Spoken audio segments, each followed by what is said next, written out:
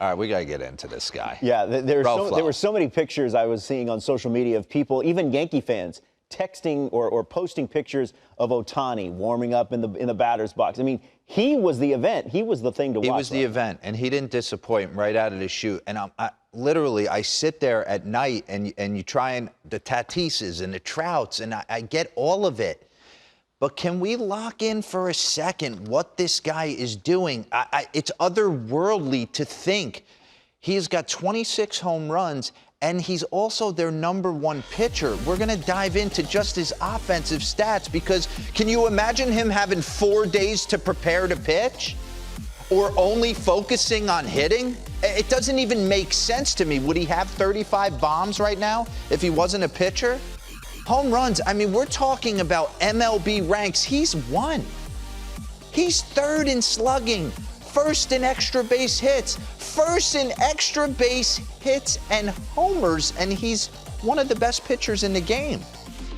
I don't know how to describe it, but just I'm blown away with just the sheer talent, the way he carries himself, the size of him. He looks like Aaron Judge from the left side in the box.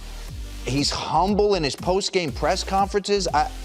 Craziness. Weighted runs created plus, he's 3rd. So can we dive in a little bit? Let me take you through some ABs and some side angles. Because what he does with his back hip, I mean, he coils up like a snake. So let's go through it. I mean, there's Matt Barnes in a big spot in Fenway not too long ago. Tries to sneak a heater by him, and he absolutely destroys it. Left on left, slider, 0-0, 3-0 game. Mr. Cole Irvin, middle of the plate, just spins something, and he's on top of it, and his tush wasn't even completely under him right there. He sets the foot down like Albert Pujols does to kind of let his head take over. And then I want to take you through this at-bat last night. 96 from Michael King. Now, his bread's buttered with a nasty sinker, right? That's what he's known for. Kind of arm side run, 86, 2-1 count. Change up again, 3-1. So what are you sitting on? Pause this. That's a great pitch. That's an executed two-seamer up in the zone at 96 miles an hour. That's his bread and butter pitch. Look at the situation. Nothing, top 1. You're going to be in a 3-2 count. Maybe think and go back to the well one more time. Run it. I don't think a hanging slider, and I heard people on the broadcast saying this wasn't a bad pitch. Yeah, it was.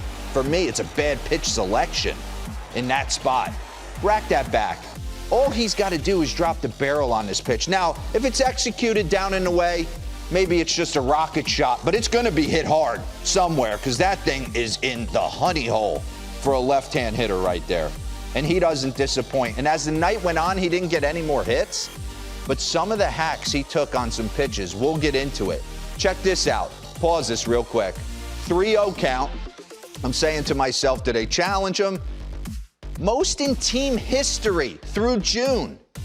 Pujols, Mike Trout, what he's doing is crazy. Run this. 3-0. He's lucky he gets his ball back. I mean, he is on time. You hear me talk about Andrew Jones used to say you hit through the ball, not to it. I mean, he is hitting through the baseball. How about this swing off Chad Green? Are you kidding me? You think he's feeling good about himself? Run that back one more time. Look at this. This is Chad Green. I mean, I know he's 90% heater, but look at the hack he gets off in this situation. Look at the finish. He's at full extension, just totally confident in what he's doing. But the thing I notice about him is that kind of set that foot down and that coil of that back hip, and it's almost like a snap coming out of it right there. Watch him rotate off this front foot, boom, and throw that back hip at the baseball. The only one that kind of jumps out at me that does that a lot and coils like a snake is Bo Bichette. He kind of sticks that leg up and it's wham! He's getting every last inch into this base. Pause this. Okay, this is his 2nd homer in 2018, his rookie year when he first came over. I just wanted to take a look at it. Was he doing anything different now? Okay, first off, at address, his hands are in a different spot totally. He's a little wider in his base, and he looks about, I don't know, Lauren, does he look about 20 pounds heavier?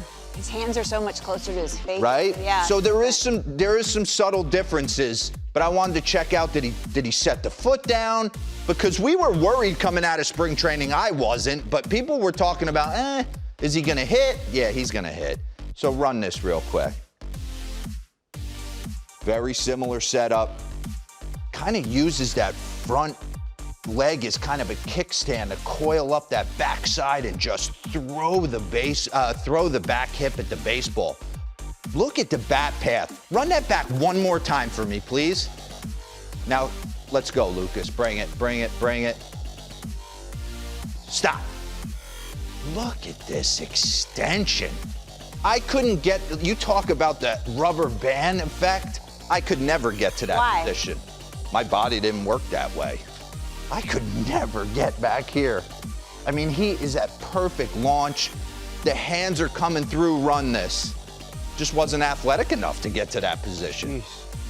It's a different hack. He was looking to more stay on top of the baseball, drive it into the gaps. He is in complete control. Oh, and by the way, this is his ranks in pitching in the American League. 2.58 ERA, Ks per 9 are fourth. He's in the top 5 or top 10 in almost everything. I can't even fathom. I just think of the greats, right?